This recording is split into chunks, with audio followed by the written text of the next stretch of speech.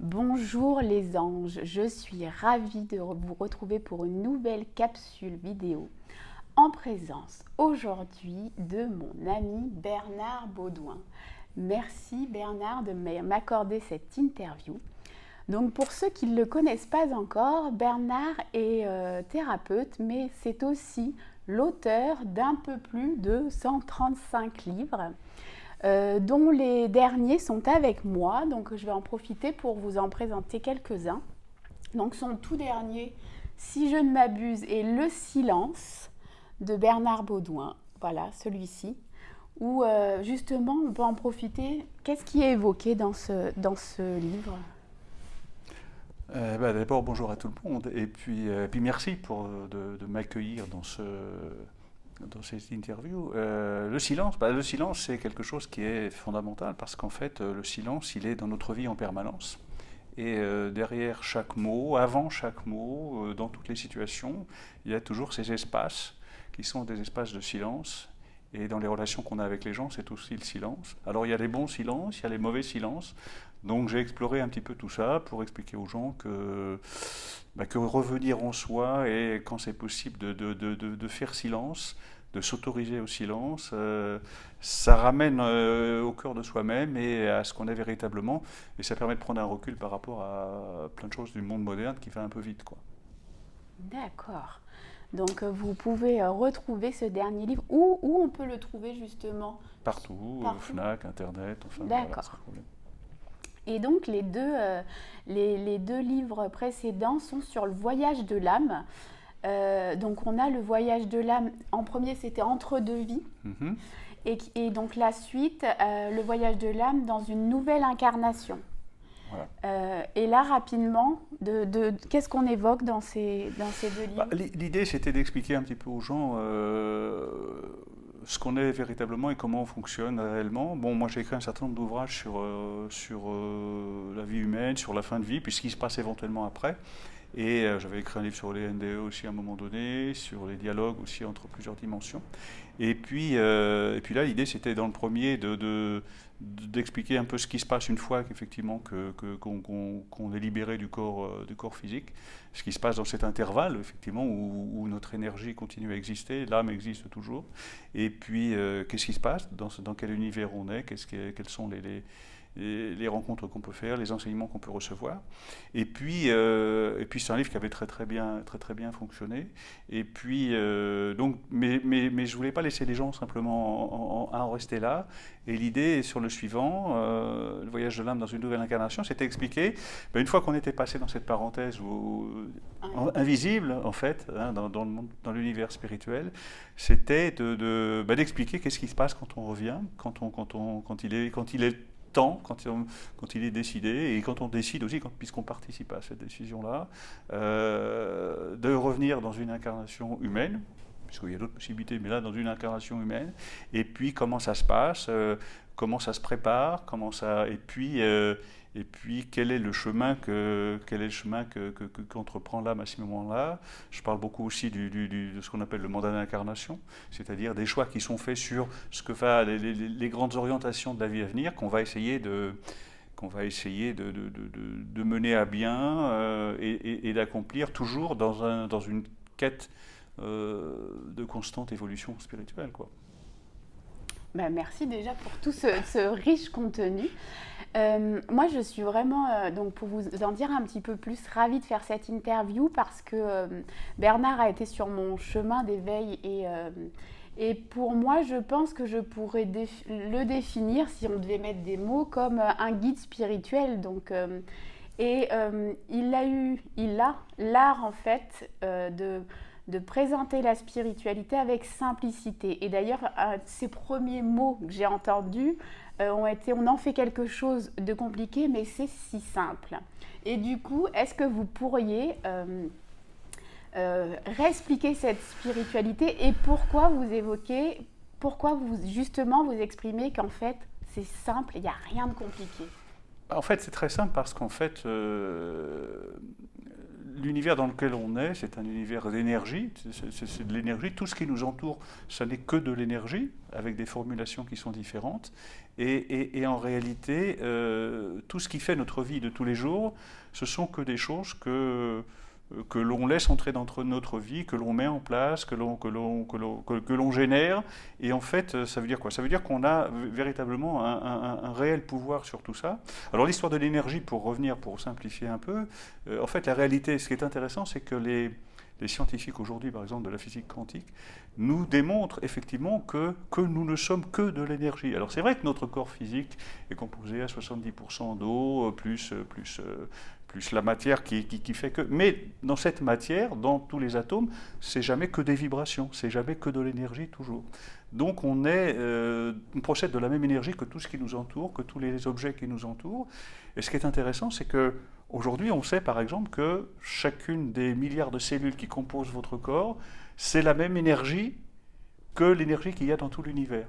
Donc ça veut dire que vous avez le même potentiel et les mêmes connaissances que tout ça, pour peu que vous vous autorisiez à vous ouvrir, à enrichir votre conscience et toutes ces choses-là. Alors, c'est simple dans l'absolu parce que on procède de tout ça et on est vraiment maître de tout ça. C'est compliqué parce qu'on a une vie de tous les jours, on a laissé rentrer des choses dans notre vie, on a des couches de programmation depuis, soit du transgénérationnel, soit depuis le ventre de notre mère, soit toutes les choses qu'on a pu vivre, mais ce sont que des choses qu'on a autorisées, ce sont que des choses et ce sont autant de choses que dont on peut se débarrasser. Donc, ce qui m'amène à dire en général que je sais qu'on parle beaucoup d'éveil. Moi, j'ai été proche, effectivement, pendant un certain temps, des grands maîtres bouddhistes tibétains et toutes ces choses-là. On parle de l'éveil. Et je pense que c'est pas une erreur, mais moi, je pense plutôt d'un réveil. Parce qu'en fait, on vient, dans la mesure où on était de l'énergie, on est toujours de l'énergie, on a les potentialités. Donc, c'est plutôt d'un réveil. C'est pour ça que moi, je me qualifie plutôt comme un éveilleur, en fait, en disant, moi, j'ai rien à apprendre aux gens, parce que les gens savent, ils ont tous les potentiels de toute façon. Ils ne savent pas, et donc simplement, moi ce que j'essaie de faire à mon modeste niveau, c'est d'expliquer aux gens comment ils fonctionnent, en leur disant, vous avez toutes les possibilités, c'est compliqué parce que vous avez vécu un certain nombre de choses qui sont venues vous compliquer la vie avec plein de programmations, et en fait je passe mon temps à enlever ces programmations-là pour que les gens amènent leur propre programmation positive par rapport, et qu'ils accomplissent en fait ce qu'ils sont venus faire. Et c'est pour ça que, par exemple, quand moi j'emmène des gens en stage sur le mandat d'incarnation, reconnexion avec le mandat d'incarnation, c'est ça, c'est les amener à répondre à la question, qu'est-ce que vous êtes venus faire et qu'est-ce que vous en faites? Et justement, alors, vu qu'on a travaillé du coup sur cette partie-là ensemble, et c'est revenir connecté à ça, mais et prendre la mesure qu'en fait, on a les réponses vraiment à l'intérieur. Et c'est vrai, quand on a échangé là-dessus, moi j'étais un peu en attente de dire, bon, c'est quoi mon mandat d'incarnation? On peut me faire un petit papier, petit 1, petit 2. Et le travail, effectivement, enfin le travail, entre guillemets, le chemin là-dessus, c'est justement de se dépouiller pour voir qu'en fait, il est là dans l'être de... tout le temps en fait. Voilà, c'est-à-dire qu'on est dans un système, dans un univers matériel où on est mis en dépendance. Les gens attendent de l'extérieur des réponses, attendent de l'extérieur des solutions, attendent de l'extérieur d'être soignés et toutes ces choses-là. Alors qu'en fait, en réalité, puisqu'on n'est que de l'énergie, on a tous les potentiels pour tout ça. Et donc à partir de là, ça veut dire quoi? À partir de là, ça veut dire que, comment les gens me posent la question de savoir, bon alors quel est mon mandat d'incarnation? Et en fait, je leur dis, attendez, vous n'êtes pas là pour ça, je ne suis pas là pour vous le dire, même si j'ai une petite idée, mais pas ça. Moi, je leur dis simplement, quand vous êtes dans ce que vous faites, quand vous êtes aligné spirituellement, verticalement, et que vous êtes aligné horizontalement dans la matière, et que vous vibrez dans ce que vous faites, et que vous avez une sensation de plénitude, vous êtes dans votre mandat d'incarnation. Et à partir de là, dans vos choix, c'est pareil. Et dans les gens qui vous entourent, c'est pareil. Et donc, qu'est-ce que vous faites de votre vie professionnelle? Si vous en avez une, c'est pareil. Est-ce que, et je le dis d'ailleurs dans le second ouvrage sur le voyage de l'âme dans une nouvelle incarnation, je dis, chaque jour, il faut, à la fin de la journée, se poser la question, est-ce que, dans ce qu'on a fait, dans ce qu'on a dit, dans les rapports qu'on a eus, dans les choses, est-ce que c'était des choses qui nous ont équilibrés? Est-ce que ça nous a nourris spirituellement? Est-ce que ça a nourri notre âme et toutes ces choses-là? Parce que la difficulté aussi, c'est un peu ça, c'est qu'on est composé de plein de choses différentes, et puis on a d'une part tout ce qui est de l'ordre du matériel, c'est-à-dire notre corps, et puis aussi notre cerveau, nos pensées, notre réflexion et toutes ces choses. Mais ça, tout ça, c'est souvent ce qui donne l'élan à notre vie de tous les jours.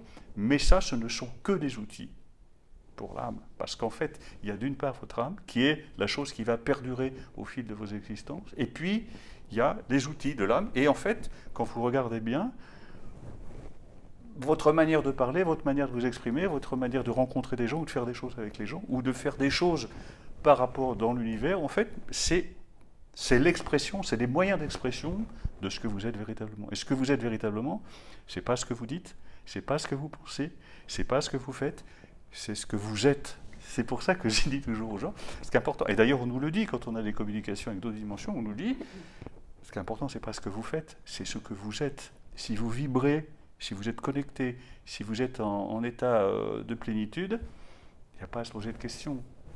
Et c'était voilà, c'était c'est une belle suite parce que j'allais dire, justement avant que vous évoquiez ça, qu'une des phrases qui me guide et qui me suit souvent, c'était de vous que je l'avais entendu, c'était justement où vous m'aviez dit mais arrêtez, il ne faut pas faire mais il faut être. Et du coup, et ça c'est quelque chose auquel je me reconnecte assez souvent. Et que je partage, qui m'arrive de partager, de ne pas faire mais d'être. Et effectivement, quand on est, les choses se font. Et puis il y a une chose qui est fondamentale, c'est que être, ça veut dire quoi? Ça veut dire déjà se débarrasser de tout ce qui est choses qui ne nous appartiennent pas. C'est-à-dire les programmations, les choses, dans notre manière de parler, dans les rituels qu'on a dans notre vie de tous les jours, dans les choses qu'on a. Vous savez, dans les relations qu'on a avec les gens au fil du temps, au fil des décennies, on a pris des choses à droite, à gauche, sur la manière de parler, sur la manière de faire telle chose, sur la manière de telle chose. Et ce n'est pas des choses qui sont véritablement à nous. Et donc c'est intéressant de s'interroger sur... Est-ce que ça m'appartient vraiment? Est-ce que ça m'équilibre vraiment? Est-ce que c'est vraiment à moi? Ou est-ce que c'est un truc que j'ai bien aimé chez quelqu'un à un moment donné, que je l'ai pris et toutes ces choses? Donc, et ça, c'est le travail sur... c'est le lâcher-prise, hein, dont on parle souvent, qui est de dire, débarrassons-nous de toutes les choses qui sont d'hier. Et c'est pareil, c'est le rapport avec le temps aussi, le rapport avec le passé. Je veux dire, le passé, on se laisse tellement envahir par le passé, qu'il faut à un moment donné lâcher prise. C'est pour ça que moi je dis aux gens, partez du principe que tout ce que vous avez fait jusqu'à maintenant, aujourd'hui et telle heure, c'est bien, c'était de la formation. Les choses importantes, elles commencent maintenant. Donc c'est le ici maintenant du zen, quoi. Je veux dire, c'est aujourd'hui. Le passé, c'est fini. De toute façon, ça ne sert à rien de vous y accrocher, toutes ces choses-là. Tout ce qui est de la rancœur, des choses négatives, des pensées négatives, tout ça, c'est que de l'énergie dépensée. C'est que de l'énergie que vous dépensez. Et demain, vous ne savez pas si vous serez là demain, physiquement. Donc c'est bien aujourd'hui que ça se passe. Je ne sais pas combien de fois vous m'avez répété, de toute manière, demain vous ne serez peut-être pas là. Alors des fois je me suis demandé, vous serez là, mais différemment. Vous serez là, mais différemment. Je me suis demandé, est-ce que c'est un message? Mais non, je suis bien là et je pense du coup maintenant avoir une idée de mon mandat d'incarnation et me dire que je serai là demain. Vous avez rapidement du coup évoqué là, quand vous avez des communications, justement de l'information, est-ce que vous pouvez en dire 2-3 mots justement de ces communications si vous voulez, à partir du moment où on élève ses fréquences vibratoires et à partir du moment où on accède à des états de conscience modifiés, effectivement, on prend de la distance par rapport à la matière, si vous voulez. Et donc, à partir de là, on peut se connecter à d'autres dimensions. Alors, ce n'est pas uniquement les anciens qui disaient ça il y a très longtemps, mystique et tout ça, c'est pas ça. C'est même la science aujourd'hui, la physique quantique aujourd'hui nous explique que les notions de passé, présent et avenir, ça ne se situe pas dans le temps, c'est-à-dire qu'il n'y a pas le passé, après le présent et après l'avenir. Tout ça, c'est parallèle dans des dimensions voilà, qui existent. La seule chose dont il faut bien comprendre, c'est que notre corps, nos 5 sens, qui nous permettent d'avoir une perception du monde au premier degré, sont très limités. La science nous dit aujourd'hui, c'est gentil, mais c'est basique, c'est animal, quoi. C'est-à-dire que votre chien, il va entendre les ultrasons, vous ne les entendez pas. Votre chat, il va voir la nuit, vous ne voyez pas la nuit. Vous voyez, donc, il faut comprendre, il faut bien savoir où on est. Et à partir du moment où on se déconnecte de ça et on travaille uniquement sur l'âme, du coup, on peut effectivement être connecté, on peut voyager, on peut avoir accès à d'autres choses. Et effectivement, recevoir des informations, faire des rencontres peut-être, enfin bon, il y a tout un tas de possibilités de communication en fonction de l'état de conscience dans lequel vous êtes, si vous voulez, et du coup après il y a différents niveaux, différentes capacités, différentes possibilités qui vous permettent, vous pouvez effectivement recevoir de l'information, alors ça peut être de l'écriture automatique, ça peut être simplement comme ça en recevant des infos sur quelqu'un, ça peut être dès que vous voyez quelqu'un avoir plein d'informations. Ça peut être ça, ça peut être... Donc il n'y a pas de... Disons que ça élargit votre prisme de perception qui ne passe plus par les 5 sens. Ça ouvre un champ des possibles beaucoup plus Il n'y a pas de limite, il n'y a pas de limite puisque vous êtes... Ben oui, c'est-à-dire que vous êtes... C'est ce qu'on appelle être connecté. Quand on dit aux gens, soyez alignés, mais soyez connectés. Connectés avec quoi? Il ne s'agit pas de mettre les doigts dans la prise, c'est pas ça. Mais c'est simplement de revenir au stade énergétique basique dans lequel vous êtes, si vous voulez, et plus vous élevez vos fréquences, et plus vous vous connectez. Vous savez, je vais vous donner un exemple. Des fois, il y a des gens qui s'amusent dans des réunions comme ça, où j'avais rencontré des grands maîtres hindous il y a quelque temps, qui vous disaient, bon, prenez une noix de coco dans votre main, et simplement avec votre troisième œil, faites-la tomber. On essaie, en 20 secondes, on peut la faire tomber. Mais pourquoi? Simplement parce qu'on ramène notre taux vibratoire au taux vibratoire de notre coco, donc on est dans le même champ, donc on peut dégager sans problème. Donc ça veut dire quoi? Ça veut dire que c'est pas plus compliqué. Ça veut dire que c'est simple. Ça veut dire que c'est ça. Quel moyen on se donne pour ne pas se laisser envahir tous les jours par le monde matériel, par des concepts qui sont des concepts très souvent arbitraires, qui permettent de gérer le monde matériel. Bien sûr, je veux dire, il ne s'agit pas que tout le monde arrête de travailler, que tout le monde arrête d'avoir des communications, et tout ça, c'est pas ça le problème. Le problème, c'est de dire, c'est qu'à un moment donné, il faut faire la part des choses. On peut s'investir dans ce que l'on fait, dans ce que l'on a envie de faire.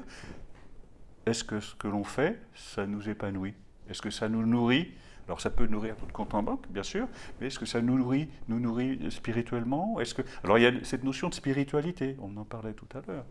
Moi, ce dont je parle, c'est d'une spiritualité qui n'est pas une spiritualité qui repose sur des dogmes religieux. En fait, je connais bien les religions, j'ai beaucoup écrit sur tous les grands courants spirituels, je renie rien, si ça fait du bien aux gens, il n'y a pas de souci, il n'y a pas de problème, que chacun y trouve sa chose.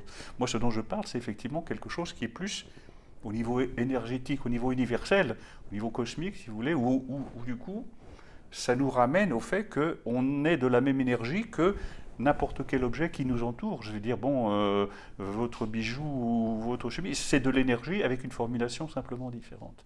Et si on comprend ça, ça ne nous amène pas à prendre du recul et à nous assécher, à nous devenir un yogi sur une montagne jusqu'à la fin de nos jours, encore que c'est possible, mais c'est simplement de prendre du recul et du coup, tout ce qui peut nous arriver dans la vie de tous les jours, ça peut arriver, on peut avoir des problèmes, des galères, des choses tragiques et toutes ces choses-là. Ça permet d'avoir un recul et un regard dessus qui fait que, moi je considère personnellement qu'il n'y a pas de choses négatives.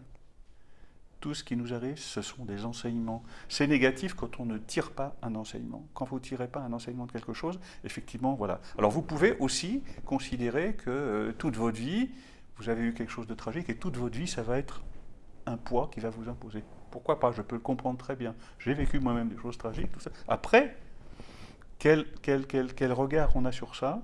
Il faut bien comprendre que si effectivement on adhère aux thèses sur effectivement l'âme, le transfert d'énergie, la transmigration et toutes ces choses-là, on est là pour apprendre des choses. On est dans une dynamique d'enseignement. De l'autre côté, on est dans une dynamique d'enseignement, j'en parle dans le premier livre, où j'explique comment, effectivement, d'autres âmes continuent à être avec d'autres âmes, les familles d'âmes, à recevoir des enseignements en permanence. Et on revient, et à un moment donné, s'il est question de revenir, dans cet univers-ci ou dans d'autres univers, c'est aussi pour continuer à nous élever. C'est continuer à donner du sens, parce que c'est ça qui est important. Et ça me fait penser à souvent, lors de nos échanges, où vous pouviez me dire, mais enfin Julie, ce n'est que de l'expérimentation. Donc bon, c'est effectivement, quand après on a ce regard de se dire, effectivement, c'est que de l'apprentissage et de sortir de cette dualité, c'est bien ou c'est mal, de le mettre dans une catégorie et que c'est. Justement, j'en parle dans l'ouvrage. Je dis effectivement, il faut sortir de cette dualité pour revenir vers l'un, vers l'unité. L'unité, c'est effectivement l'unité originelle de l'énergie. Et l'histoire de dire effectivement, il y a des choses à faire, qu'est-ce que je fais, toutes ces choses-là, il faut simplement expliquer qu'on est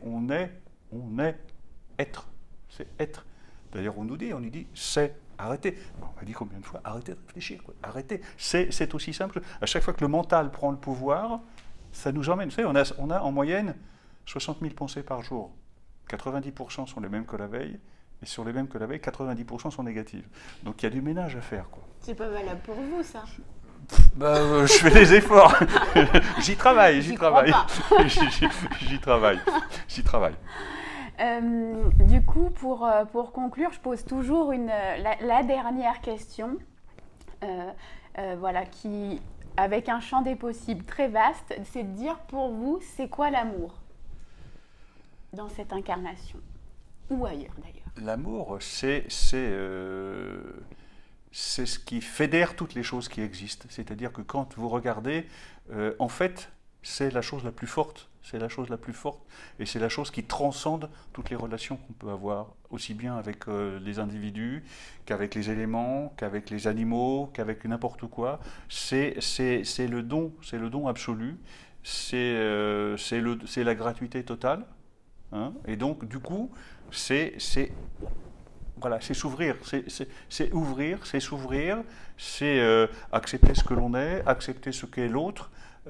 Sa différence, ses différences, son chemin de vie qui est différent du nôtre, mais c'est aussi savoir qu'il n'y a pas de rencontre par hasard et que chaque être que l'on rencontre, chaque chose que l'on rencontre a un rôle à jouer dans notre trajectoire, insuffle une dynamique, apporte son énergie, dans la mesure où tout ça c'est que de l'énergie, ça vient enrichir notre énergie et ça vient du coup enrichir notre trajectoire si on en prend conscience. Tout ça c'est une histoire de conscience et effectivement il faut se débarrasser comme je disais, de tout ce qui ne nous appartient pas et quand on a le plaisir et de rencontrer, quand on sait que les rencontres, il n'y a aucune rencontre par hasard, il faut vivre ça et c'est ce qu'on appelle l'amour inconditionnel. Je veux dire maintenant, attendez, quand je dis, moi je dis, à partir du moment où on est la même énergie, je suis obligé d'aimer tout le monde. Voilà. Maintenant, bon, il y a des niveaux, hein, on est bien d'accord. Mais on ne peut. L'inconditionnel, c'est ça. C'est donner, c'est accepter, et accepter que chaque chose qui nous entoure a son rôle à jouer. C'est-à-dire que quelque part, ça nourrit quelque chose. Même les meubles que vous avez dans votre appartement, ils ont un rôle à jouer parce qu'ils prennent une place, ils jouent un rôle et toutes ces choses-là. Donc du coup, c'est ça. Alors, il ne s'agit pas d'être en dévotion devant votre canapé non plus. Hein. C'est pas ça. Mais quelque part, mais dans l'absolu, tout ce qui vous entoure étant la même énergie que vous et des formulations différentes, il y a forcément un lien subtil très fort avec les choses. C'est pour ça que les gens sont attachés à des objets quelquefois, à des choses comme ça, ou à des choses qui viennent de générations précédentes, et des fois qui sont très négatives, hein, je veux dire. Mais donc du coup, c'est pour ça que c'est simple. Voilà, c'est pour ça que c'est simple. Du coup, je vais quand même poser une dernière question. Est-ce qu'il y a un prochain livre en cours ? Oui, il y a des prochains livres. Il y a un livre qui va sortir bientôt sur les savoirs des anciens à l'usage du monde moderne. C'est-à-dire que c'est un ouvrage que j'ai souhaité écrire sur ce que les civilisations passées nous ont légué en termes de bien-être, de mieux-être, de choses qui nous simplifient la vie et toutes ces choses-là. Donc je suis allé chercher chez les Aztèques, chez les Égyptiens, chez les Grecs, chez les Romains et toutes ces choses-là, des choses qui sont des choses de tous les jours en fait, et qui nous aident dans la vie de tous les jours à aller mieux, à aller bien. Il y a ça, il y a un livre sur les arbres sacrés qui va sortir bientôt aussi. Et puis je suis en train de travailler sur un ouvrage qui va être dans la lignée du livre sur le silence, qui va s'intituler très probablement Connexion. Et sur effectivement le fait que ce qui simplifie tout, puisque c'est simple, c'est d'être connecté, quoi. Bon, on voit bien que le temps, pour vous, voilà, déjà 3 livres en 135 et déjà 3 livres qui arrivent. Bon, mais le temps, voilà. attends, si je peux me permettre, Mais le oui, temps, c'est un concept, c'est un concept, je veux dire, il faut arrêter, quoi. Le temps et l'espace, c'est des vieux concepts, ça. Il faut arrêter avec ça. C'est comme la mort. Arrêtons, quoi. Je savais qu'il allait dire ça, donc je suis contente d'avoir parlé de ce sujet. Le temps est un concept. Bon, j'avoue que c'est pas toujours... Voilà. Moi, c'est quelque chose que je verbalise assez souvent. Ça suscite quand même des réflexions. Oui, bien sûr. Il n'empêche que la définition qu'on a du temps en heures, minutes, secondes, c'est n'importe quoi, quoi. Je veux dire, bon, c'est pratique. D'accord. Dans notre univers, c'est pratique. Mais quand vous êtes en méditation ou quand vous êtes dans des états de conscience modifiés, le temps, et à partir du moment où vous pouvez voyager dans plusieurs dimensions, l'espace, c'est pareil. Vous voyez, je veux dire, donc vous êtes de toute façon que l'énergie et vous êtes multidimensionnel. Donc, il n'y a pas de souci, quoi. Il n'y a pas de souci. Donc, écoutez, je vous remercie c'est moi. Voilà, du fond du cœur pour cette interview passionnante. Je savais que ce serait riche, plein d'enseignements, plein de contenu. Où est-ce que, alors je mettrai les liens, mais où est-ce qu'on peut vous retrouver prochainement soit sur votre site, soit... Écoutez, moi, il y a Facebook, mais il y a mes sites perso, il y a bernardbaudouin.com, il y a sentierdeveil.com, où il y a tous les stages et toutes ces choses-là, les consultations. Et puis voilà. Et puis on peut vous retrouver ici, ailleurs. Vous faites Bernard Baudouin, je ne sais pas, et puis voilà, il n'y a pas de souci, j'arrive. Merci beaucoup. Merci à vous. Et je vous dis à bientôt pour une prochaine capsule et je vous invite à liker, partager, vous abonner à la chaîne. À très bientôt, merci.